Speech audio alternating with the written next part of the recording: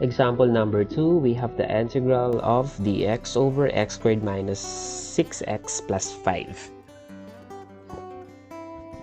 So what we are going to do is to find or express natin yung denominator natin into a perfect square trinomial. No? So we have x squared minus 6x plus our c plus 5 minus c.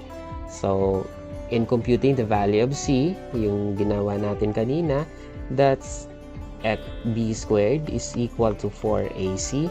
Your b is negative 6. So since i-square naman natin siya, so wala namang problema. So 6 times 6 is 36. 4, your a here is the coefficient of x squared, so that's 1c. And your c here is equal to 9. So, sabihin, we are going to add 9 and subtract 9. So, dito, since ito ay perfect square trinomial na, taking the square root of the first term, so that's x, copy the sign of the second term, that's minus, the square root of the third term, so that's 3 square. And in here, 5 minus 9, so that's negative 4. So, kung simplify further pa natin para makita natin yung form na hinahanap natin, that's 2 square. So, this term here is your v, and this term here is your a. So, we have here v squared minus a squared. And kung babalikan natin yung formula natin, that's formula number 2, which says the integral of dv over v squared minus a squared is just equal to 1 over 2a ln of v minus a over v plus a plus c. So, nauna si v kaysa kay a. So, v and a here, v and a here.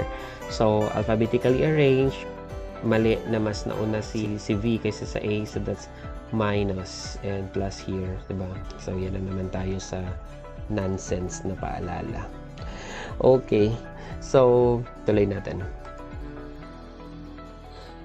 So, we have here the integral of the dv over, so yung form na to, so that's x minus 3 square minus 2 square.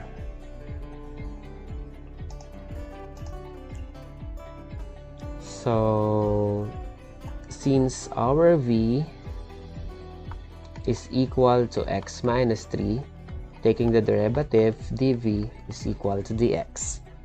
And our a here is equal to 2.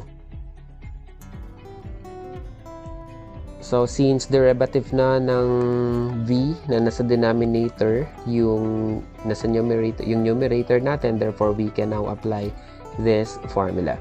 So, that's 1 over 2a. So, 1 over 2a. So, that's our a is 2.